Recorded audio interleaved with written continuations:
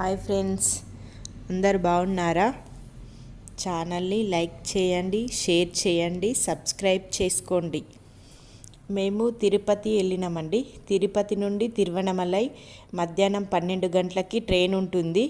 మేము ఆ ట్రైన్కే వెళ్ళినాం. మేము అరుణాచల శివ దర్శనం మాకు ఆ దర్శన భాగ్యం కలుగుతుందో లేదో అనుకున్నాం, కానీ కలిగింది. ఆ భగవంతుడు మమ్మల్ని రంపించుకున్నారు, వెళ్ళాము. ఆ శివానుగ్రహం మాకు కలిగింది.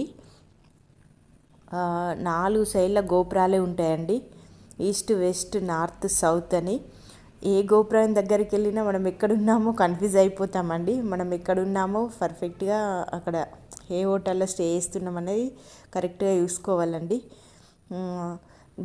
గిరి ప్రదక్షిణ వేయడానికి మార్నింగ్ అయినా లేదంటే ఈవినింగ్ అయినా బెటర్, ఎందుకంటే రోడ్డు చల్లగా ఉంటుంది కదా, అది బెటర్ అనుకుంటున్నా నేనైతే.